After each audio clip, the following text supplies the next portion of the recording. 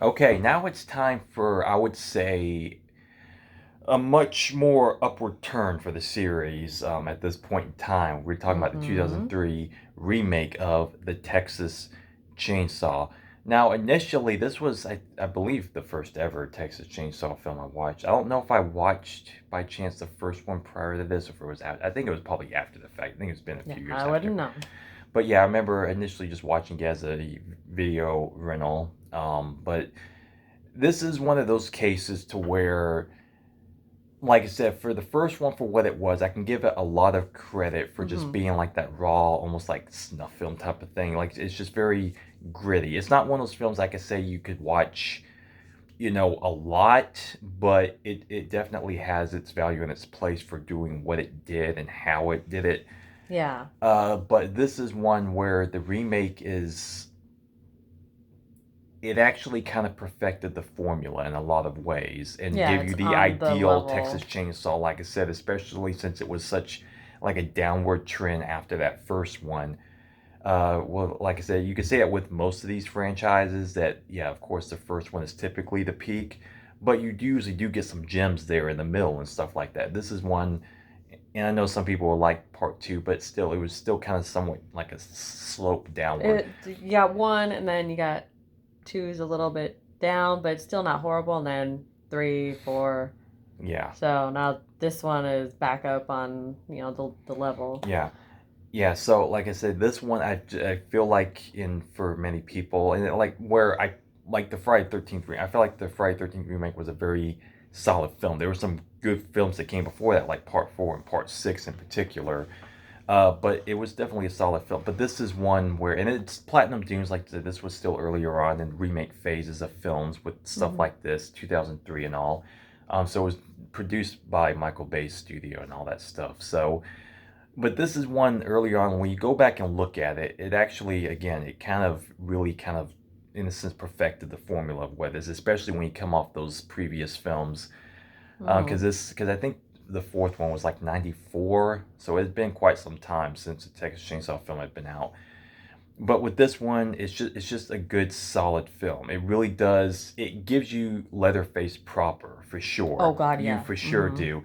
Not just with the look, because I would say that first of all, the look of Leatherface in this one, the mask, it's very very good. I would say this is like the perfect Leatherface mask because it has a great look to it. So it's aged, so it's been in, of course, an older one that he had been using, but it has like this sneer to it, like on the side. Like if you look closely at it, it has like this grimacing sneer to it, and so it has very mean and a very solid look. That I would say like that's a really good leather-faced mask, and it sort of really gives you that intensity for those scenes, especially like I said for this one, it's newer, it's more grimier, it's grittier, it's just really, It's really good. yeah, it's just really intense. And so yeah, so it starts off the same way as the original film. It's just, these people out there. Slightly different configuration, but Yeah, yeah. yeah, it's Jessica Biel and three other people just, riding a long road trip out there and just, they run into this girl is the hitchhiker from the first one, except this time it's a female,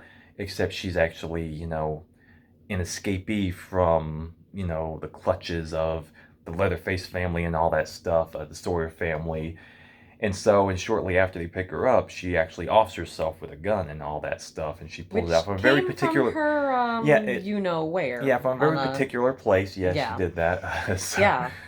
So you start off with that, and so it's a very, and it really is very intense and very like, and that's the thing with this film is that it really did capture, and It really especially, is pretty dark. yeah, and like I said, again, it being the same people who kind of did the remake of Friday 13th, where this one in particular it works well because it just gives you this just dirty, just hot summer type of vibe, out in Texas, and just this You can grimy feeling. feel like the humidity, and you could Yeah, feel exactly. It just fit. almost like smell the stank after that happens, and Yeah, yeah, it's just yeah, yeah, you can get yeah. into It just it. it just fits very very well, and it just really does a good job at like unfolding you into the situation and where you get this, supposed sheriff character. Was it Lee Ooh, Ermey or Lee Arlie Ermy. Arlie Ermey? Yeah.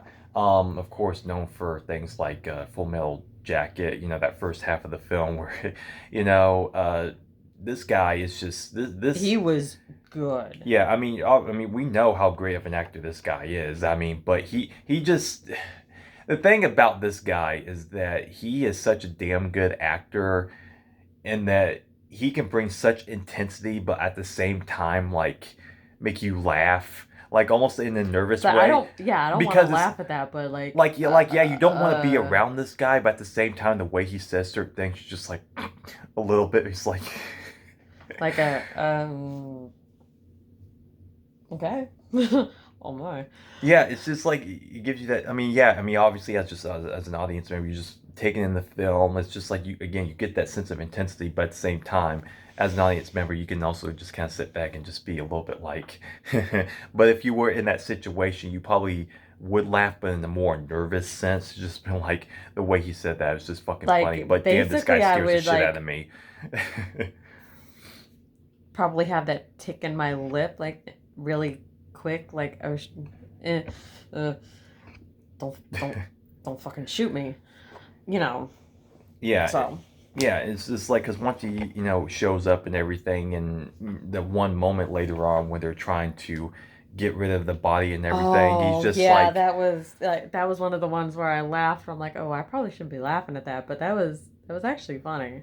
yeah, exactly. Like I said, he just gives you this this really like dark and twisted sense of humor along with his But she ain't gonna intensity. care. She did. I know, like, she ain't gonna care if she dead. It's like, you get over Something to there. that effect. Yeah, you just get her on out. Yeah, he's just such an amusing figure when it comes to something like that, which made him so perfect for this, and it really helped Yeah. actually complement it. Because, like I said, we've gotten obviously these very out there and twisted characters. Some would say some are more annoying than others, or some would say they're just a little too, like the Viggo, like again Viggo Mortensen in 3, who was really Ooh, he solid, was but good. maybe other surrounding characters may be, it may be a bit too broad to where, again, comparably speaking, it seems like it may be a bit too much.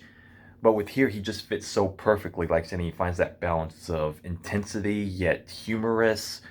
Like the Chop Top character in part two, where some people say he's either too much or oh they love that character. But with him in this film, again, he just finds that perfect balance of just intensity and just having that sly sense of dark humor with it, with his Mm. dialogue and the way he does That's things. why it made me laugh, And because I that's why can it just relate. complements so well, Mm. especially with the intensity of Leatherface himself. Like, you get the shot where they recreate kind of like that door slam and everything, and you get, and with the meat hooks, like when he takes one of the people and puts on the meat Oh, hook. In this oh. film, it plays it up so much better, though, in terms of like you just get that like the feeling of having a hook right there in your back. You're just hanging off of it. You could just imagine that sense of pain and just like, just damn, this sucks. It's just horrible. And it just plays into these, like I said, the griminess and just the intensity of the situation so well, to where it's just like, man, this is insane. It just Mm-hmm. absolutely is. So again, it's very much playing through what that first film was, but it just kind of ramps it up to a certain degree.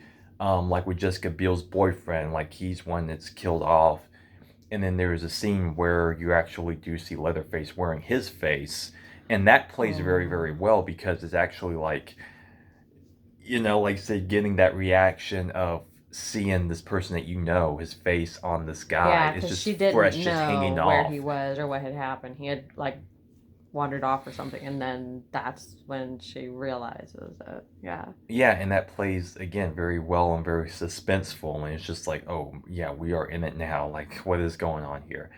And another point later on, like you said, where she finds the other guy that's down there, the one that's hung up and stuff. I think he might have had a leg cut off or something. I can't remember exactly, but yeah, where she's like trying to help him, and then like she's trying to drag him off of it, and then drops him, and he gets like, so you could feel like, Re-stabbed again, yeah. yeah, and it's just like, could you just imagine that sort of pain and just the dread he's going through? And what I like about this part, though, is that they play into it in a realistic fashion, and just like him wanting to die, be like, just kill me already. And she's like, I can't do it. And so she does it. And it's just like, that was actually a good, like, subtle performance, and just like really plays into, like, yeah, that's probably something that would likely have you, like, Just I kill me I now. I I can't. remember what happened. Yeah, he did have his leg chopped off because it Hmm. was him and her, and they were like hiding out in that shack, and he had the Yeah. axe. Hmm.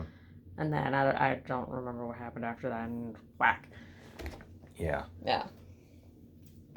Ooh. Yeah.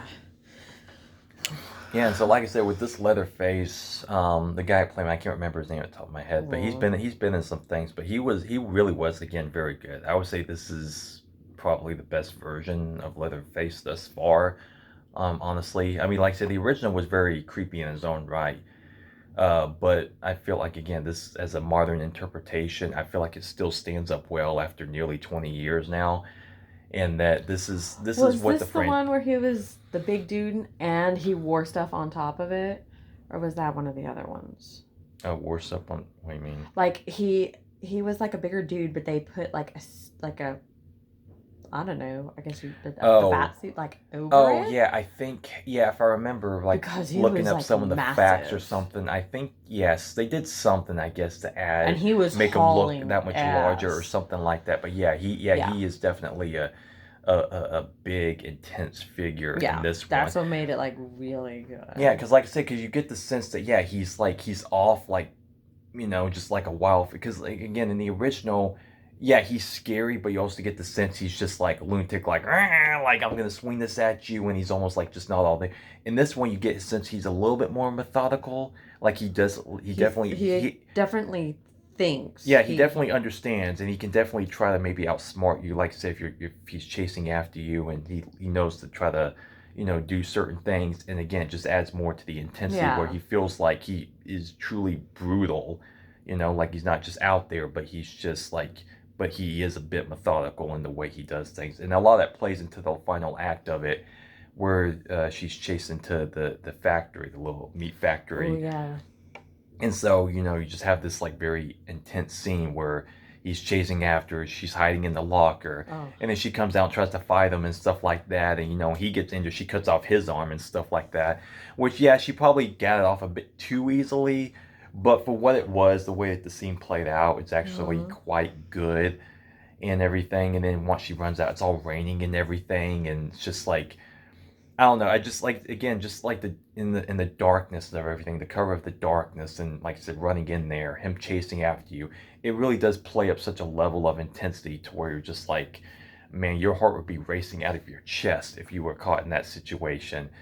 And it plays very interesting too because earlier on we do see that where Jessica Biel came across these two women. They're like in this trailer and they have this baby and stuff like that. And she's all piecing things together and seeming like is that your baby and this and that and stuff. And that plays into a factor at the end where she goes back and manages to grab the baby from them when they're like in the little shop and everything. And yeah then that's right and so I that's just remember a nice that like little added element to it and everything like that. And then she goes back, and then the sheriff, he starts to go out after her, and then she just completely messes him and runs him over several times. And if you think about it in that situation, okay, if you had a chance to do it, you're like, yeah, I'm gonna jack this guy up. It's like, you sick bastard. And everything. So it plays very yeah in well. his car right Yeah, I think she steals his because car. because he thinks she was in the truck Hmm. but she was Yeah, so hovering in after his she car escapes yeah Leatherface, she finds her way back there, and so she goes back to try to get the baby, and then yeah, so right makes her escape there. And you get one last moment where Leatherface flashes at the car, and he's standing there in the rain and stuff, like one arm gone, similar to the end where he's like going after her and he's like going all crazy.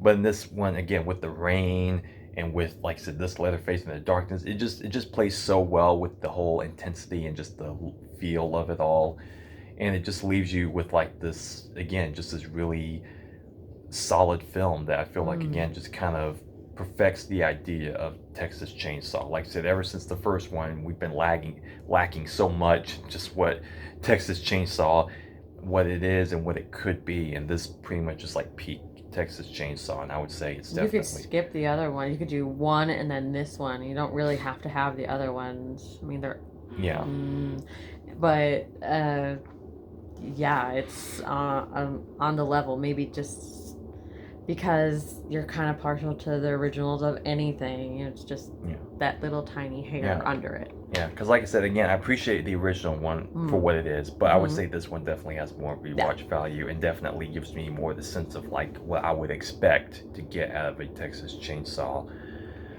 film and everything. Yeah. And I like, because at the start of the film, especially the way that they do it, they give you like the little, almost like found footage where the cops are going in trying to investigate. You get the Yeah, narration that was and really stuff. cool. Like the narration really adds a lot to it, and you get the end point of it where you can pick that up where the cops are going down into the basement, kind of investigating the home, and then you get like this, like, holy crap, what's happening? And then like Leatherface attacks them. It comes out. You get like the footage of it, and the way it just tops off the film, it really plays to that sense of realism to it, and just how scary of a situation that could be, especially like back in the 70s and stuff like that. It feels real. Like I said, how the original felt pretty real. This one also gives you that like grimy, realistic feeling. Freak out The there way it's doing played, that because it's sort of not thing. played too over the top, or it's not like even the gore itself. It's not really over the top. It's not like these crazy kills. It's actually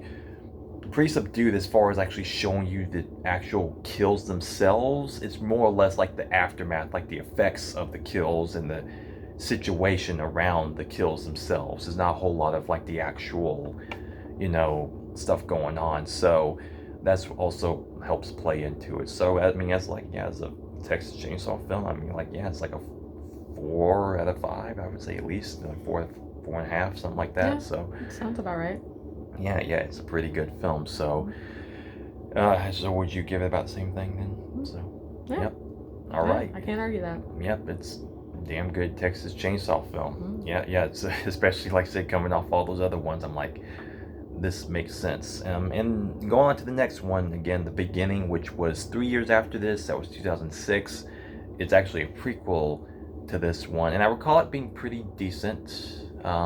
Yeah, same vein as this one, same tone and everything like that. So, as a refresh, it'll be interesting to go back to that one and see how we feel about that. But anyway, yes, so that'll do it for our review of the Texas Chainsaw remake from 2003. Very good film, and we will continue on. Thanks very much for watching. Bye for now.